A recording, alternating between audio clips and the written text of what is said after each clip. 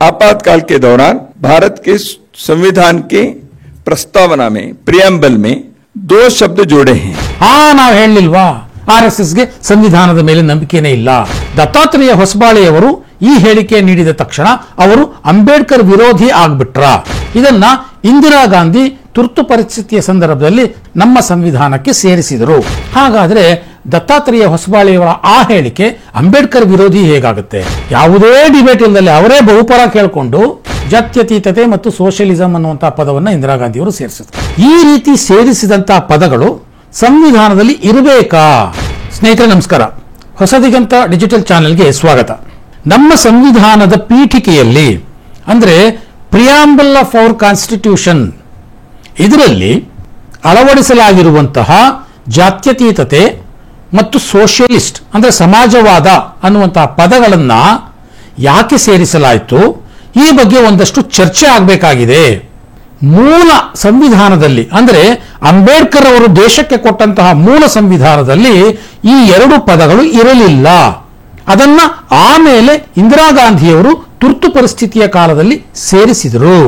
ಹಾಗಾಗಿ ಈ ಎರಡೂ ಪದಗಳು ಸಂವಿಧಾನದಲ್ಲಿ ಇರಬೇಕು ಬೇಡವೋ ಅನ್ನುವಂತ ಚರ್ಚೆ ದೇಶದಲ್ಲಿ ಆಗಬೇಕಾಗಿದೆ.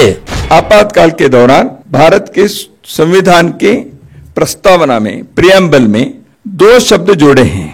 हम लोगों को मालूम है सेक्युलरिज्म और सोशलिज्म के, वो प्रस्तावना में नहीं थे, पहले प्रियंबल में नहीं थे. उन दो शब्दों को जोड़ा है. प्रियंबल शाश्वत रूप से है. क्या सोशलिज्म के विचार आइडियोलॉजी के नाते क्या शाश्वत है भारत के लिए? सेक्युलरिज्म का शब्द संविधान में नहीं था, प्रस्तावना में जोड़ा है. विचार में होंगे सेक्युलरिज्म के, बाकी गवर्नमेंट पॉलिसीज में है, स्टेट पॉलिसी में है, वो अलग बात है. तो इन दो शब्दों को प्रस्तावना में जोड़ा. बाद में इसको निकालने के प्रयत्न हुआ नहीं है. चर्चा हुई, दोनों प्रकार के आर्गुमेंट्स हुए. तो क्या वो रहनी चाहिए प्रस्तावना में? ये विचार होना चाहिए. क्योंकि मैं जानता हूं संविधान के निर्माता डॉक्टर बाबा साहेब अंबेडकर जी के नाम जिस भवन पर है, उसमें मैं खड़े होकर बता रहा हूं, ये बाबा साहेब अंबेडकर ने जो संविधान बनाया था उस के प्रस्तावना में ये दो शब्द नहीं थे. तो इसके उद्देश्य क्या है, विचार किया जाए. इसलिए अब संविधान के बारे में चर्चा कहते ही बाबा साहेब अंबेडकर जी के बारे में नहीं है. ऐसे विषय भी है ना, वो बाबा साहेब अंबेडकर ने नहीं बनाया. इमरजेंसी में जब देश के मौलिक अधिकार नहीं थे, देश के संसद नहीं था, न्यायांग पंगु बन गया था, उस समय आपने इसको जोड़ दिया. तो इसलिए ऐसे कई बातें आज भी समीक्षा करने के लिए हैं. ಈ ಮಾತನ್ನ ಹೇಳಿದವರು ರಾಷ್ಟ್ರೀಯ ಸ್ವಯಂ ಸೇವಕ ಸಂಘದ ಸರಕಾರ್ಯವಾಹ ದತ್ತಾತ್ರೇಯ ಹೊಸಬಾಳೆ. ಅವರು ಈ ಹೇಳಿಕೆ ಕೊಟ್ಟ ತಕ್ಷಣ ಕಾಂಗ್ರೆಸ್ ಎಂದಿನಂತೆ ಆರ್ಎಸ್ಎಸ್ ವಿರುದ್ಧ ತನ್ನ ಟೀಕಾ ಪ್ರಹಾರವನ್ನು ಶುರು ಮಾಡಿತು. ಜಯರಾಮ್ ರಮೇಶ್ ಹೇಳಿದರು, ನಾವು ಹೇಳಲಿಲ್ವಾ ಆರ್ಎಸ್ಎಸ್ಗೆ ಸಂವಿಧಾನದ ಮೇಲೆ ನಂಬಿಕೆನೇ ಇಲ್ಲ, ಆರ್ಎಸ್ಎಸ್ ಸಂವಿಧಾನವನ್ನು ಯಾವತ್ತೂ ಒಪ್ಪೇ ಇಲ್ಲ, ಆರ್ಎಸ್ಎಸ್ ಅಂಬೇಡ್ಕರ್ ವಿರೋಧಿ. ಸೊ ದತ್ತಾತ್ರೇಯ ಹೊಸಬಾಳೆ ಅವರ ಹೇಳಿಕೆ ಇದನ್ನು ಪುಷ್ಟೀಕರಿಸುತ್ತೆ. ಕಾಂಗ್ರೆಸ್ ರೀತಿಯ ಅನೇಕ ಸೋಕಾಲ್ಡ್ ಪ್ರಗತಿಪರರು, ಸೋಕಾಲ್ಡ್ ಸೆಕ್ಯುಲರಿಸ್ಟ್ಗಳು ಇದೇ ಮಾತನ್ನ ಹೇಳ್ತಾ ಇದ್ದಾರೆ. ದತ್ತಾತ್ರೇಯ ಹೊಸಬಾಳೆಯವರು ಈ ಹೇಳಿಕೆ ನೀಡಿದ ತಕ್ಷಣ ಅವರು ಅಂಬೇಡ್ಕರ್ ವಿರೋಧಿ ಆಗ್ಬಿಟ್ರ. ಸೊ ನಾನು ಒಂದೊಂದಾಗಿ ವಿಚಾರಗಳನ್ನು ನಿಮ್ಮ ಮುಂದೆ ಇಡ್ತಾ ಹೋಗ್ತೇನೆ. ಸೊ ಅಂಬೇಡ್ಕರ್ ಕೊಟ್ಟಂತ ಸಂವಿಧಾನದಲ್ಲಿ ಜಾತ್ಯತೀತತೆ ಮತ್ತು ಸಮಾಜವಾದ ಅನ್ನೋದು ಇರಲಿಲ್ಲ, ಇದು ವಾಸ್ತವ. ಇದನ್ನ ಇಂದಿರಾ ಗಾಂಧಿ ತುರ್ತು ಪರಿಸ್ಥಿತಿಯ ಸಂದರ್ಭದಲ್ಲಿ 1976ನೇ ಇಸ್ವಿಯಲ್ಲಿ ನಮ್ಮ ಸಂವಿಧಾನಕ್ಕೆ ಸೇರಿಸಿದರು. ಹಾಗಾದ್ರೆ ದತ್ತಾತ್ರೇಯ ಹೊಸಬಾಳೆಯವರ ಆ ಹೇಳಿಕೆ ಅಂಬೇಡ್ಕರ್ ವಿರೋಧಿ ಹೇಗಾಗುತ್ತೆ? ಅಂಬೇಡ್ಕರ್ ಕಾನ್ಸ್ಟಿಟ್ಯೂಷನ್ ನಲ್ಲಿ ಸೆಕ್ಯುಲರಿಸಂ ಮತ್ತು ಸೋಷಿಯಲಿಸಂ ಅನ್ನ ಯಾಕೆ ಸೇರಿಸಲಿಲ್ಲ? ಅಂಬೇಡ್ಕರ್ ಮರ್ತು ಬಿಟ್ರಾ ಸೇರಿಸೋದನ್ನ? ಅಥವಾ ಇದ್ರ ಬಗ್ಗೆ ಉದಾಸೀನನ, ಸೋಂಬೇರಿತನನ? ಅಥವಾ ಸೆಕ್ಯುಲರಿಸಂ ಸೋಷಿಯಲಿಸ್ಟ್ ಅನ್ನುವಂಥ ವಿಚಾರ ಅನ್ನುವಂಥ ಪದವೇ ಅಂಬೇಡ್ಕರ್ ಗೊತ್ತಿರಲಿಲ್ವಾ? ಅಥವಾ ಇದನ್ನು ಸೇರಿಸುವಂತಹ ಚರ್ಚೆ ಸಂವಿಧಾನ ರಚನಾ ಸಭೆಯಲ್ಲಿ ಆಗಲೇ ಇಲ್ವಾ? ಕಾನ್ಸ್ಟಿಟ್ಯೂಯೆಂಟ್ ಅಸೆಂಬ್ಲಿಯಲ್ಲಿ ಈ ಬಗ್ಗೆ ಡಿಬೇಟ್ ನಡೀಲೇ ಇಲ್ವಾ? ಸೊ ಈ ಎಲ್ಲಾ ಪ್ರಶ್ನೆಗಳಿಗೆ ಒಂದೇ ಒಂದು ಉತ್ತರ ಅಂತಂದ್ರೆ ಇದೆಲ್ಲವೂ ಸಹ ಅಂಬೇಡ್ಕರ್ಗೆ ಗೊತ್ತಿತ್ತು, ಚರ್ಚೆಯೂ ಕೂಡ ಆಯಿತು. ಆದರೆ ಅಂಬೇಡ್ಕರ್ ಇದನ್ನ ಮರೆತಿರಲಿಲ್ಲ. ಇನ್ಫ್ಯಾಕ್ಟ್ ಜಾತ್ಯತೀತತೆ ಮತ್ತು ಸೋಷಿಯಲಿಸಂ ಅನ್ನುವಂತಹ ಪದಗಳನ್ನ ಸಂವಿಧಾನಕ್ಕೆ ಸೇರಿಸುವುದಕ್ಕೆ ಅಂಬೇಡ್ಕರ್ ತೀವ್ರವಾಗಿ ವಿರೋಧಿಸಿದರು. ಇದು ಕಾನ್ಸ್ಟಿಟ್ಯೂಯೆಂಟ್ ಅಸೆಂಬ್ಲಿಯ ಡಿಬೇಟ್ಗಳಲ್ಲೇ ದಾಖಲಾಗಿದೆ. ಯಾರು ಬೇಕಾದರೂ ಪಾರ್ಲಿಮೆಂಟಿನ ಲೈಬ್ರರಿಯಲ್ಲಿ ಹೋಗಿ ಈ ಸಂಬಂಧದ ಕಡತಗಳನ್ನು ದಾಖಲೆಗಳನ್ನು ನೋಡಬಹುದು, ಓದಬಹುದು. ಅಂಬೇಡ್ಕರ್ ಯಾಕೆ ಸೆಕ್ಯುಲರ್ ಮತ್ತು ಸೋಷಲಿಸ್ಟ್ ಪದವನ್ನು ವಿರೋಧಿಸಿದರು? 1948 ಬಹುಶಃ ನವೆಂಬರ್ 15 ಇರಬೇಕು ಅಂತ ಕಾಣುತ್ತೆ. ಒಂದು ಡಿಬೇಟ್ ನಡೆಯುತ್ತೆ ಕಾನ್ಸ್ಟಿಟ್ಯೂಯೆಂಟ್ ಅಸೆಂಬ್ಲಿಯಲ್ಲಿ. KT ಶಾ ಅವತ್ತಿನ ಸಂಸದರು ಒಂದು ಅಮೆಂಡ್ಮೆಂಟ್ ಅನ್ನು ತರ್ತಾರೆ, ಕರಡು ಪ್ರತಿಗೆ. ಆಗಿನ್ನೂ ಸಂವಿಧಾನ ಅಂಗೀಕಾರ ಆಗಿರಲಿಲ್ಲ. ಆ ಡ್ರಾಫ್ಟ್ಗೆ ಒಂದು ಅಮೆಂಡ್ಮೆಂಟ್ ತರಬೇಕು ಅಂತ ಅಲ್ಲಿ ಮಂಡಿಸ್ತಾರೆ ಸಂಸತ್ನಲ್ಲಿ, ಕಾನ್ಸ್ಟಿಟ್ಯೂಯೆಂಟ್ ಅಸೆಂಬ್ಲಿಯಲ್ಲಿ. ಏನದು? ನಮ್ಮ ಅಂಬೇಡ್ಕರ್ ಅವರು ಸಿದ್ಧಪಡಿಸಿರುವಂತಹ, ಪ್ರಪೋಸ್ ಮಾಡಿರುವಂತಹ ಸಂವಿಧಾನಕ್ಕೆ ನಾವು ಪ್ರಜಾಪ್ರಭುತ್ವವಾದಿ ಅಂತ ಏನೋ ಇದೆ, ಆದರೆ ಅದಕ್ಕೆ ಜಾತ್ಯತೀತತೆ ಮತ್ತು ಸಮಾಜವಾದ ಅನ್ನುವಂಥ ಪದಗಳನ್ನು ನಾವು ಸೇರಿಸಬೇಕು ಅನ್ನುವಂಥ ಒಂದು ಅಮೆಂಡ್ಮೆಂಟ್ ಅನ್ನು ತರ್ತಾರೆ. ಆ ಅಮೆಂಡ್ಮೆಂಟ್ ಬಗ್ಗೆ ಅವತ್ತು ಕಾನ್ಸ್ಟಿಟ್ಯೂಯೆಂಟ್ ಅಸೆಂಬ್ಲಿಯಲ್ಲಿ ಚರ್ಚೆ ಆಗುತ್ತೆ. ಆ ಚರ್ಚೆಯ ಸುದೀರ್ಘ ಅಂಶಗಳನ್ನು ನೀವು ಓದಬಹುದು. ಸೊ KT ಶಾ ಅವರು ಏನು ಅಮೆಂಡ್ಮೆಂಟ್ ತರ್ತಾರೆ ಅಂತಂದರೆ, secular, socialist, federal, union of States ಅಂತ ನಮ್ಮ ಪ್ರಿಯಾಂಬಲಲ್ಲಿ ನಾವು ಸೇರಿಸಬೇಕು ಅನ್ನುವಂಥ ಅಮೆಂಡ್ಮೆಂಟ್ ಅನ್ನು ತರ್ತಾರೆ. ಅಂದರೆ ಏನು?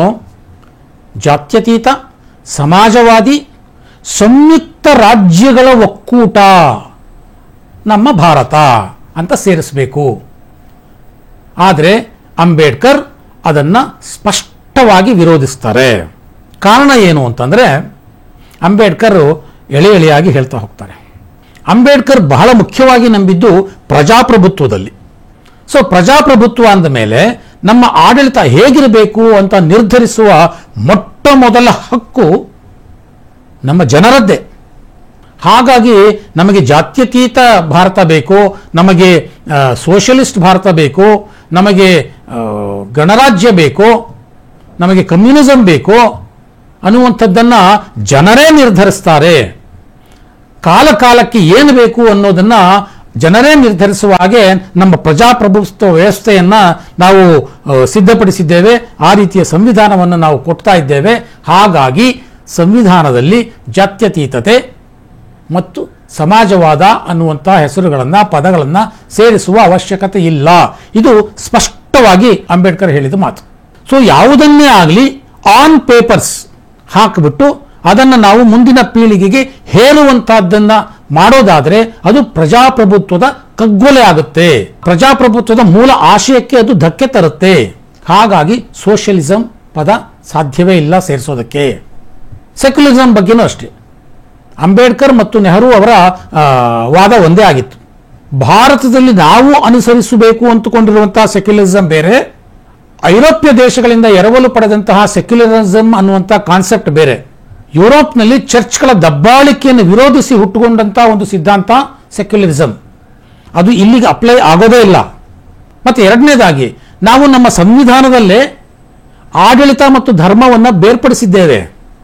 ಯಾವುದೇ ಒಂದು ಧರ್ಮವನ್ನು ಇಲ್ಲಿ ರೆಕಾಗ್ನೈಸ್ ಮಾಡಿಲ್ಲ ಸಂವಿಧಾನ. ಆರ್ಟಿಕಲ್ 16, ಆರ್ಟಿಕಲ್ 19 ಎಲ್ಲ ಧರ್ಮಗಳಿಗೂ ಸಮಾನವಾದ ಅವಕಾಶವನ್ನು ಕೊಟ್ಟಿದೆ. ಯಾವುದೇ ಧರ್ಮದ ವಿರುದ್ಧ ತಾರತಮ್ಯ ಮಾಡಬಾರದು ಅನ್ನುವಂಥ ಅಂಶ ಸಂವಿಧಾನದಲ್ಲಿ ಇದೆ. ಹಾಗಿರುವಾಗ ಸೆಕ್ಯುಲರ್ ಪದ ಸೇರಿಸುವ ಅಗತ್ಯ ಇಲ್ಲ ಅನ್ನುವಂಥದ್ದು ನೆಹರು ಅವರ ಅಭಿಪ್ರಾಯವೂ ಆಗಿತ್ತು.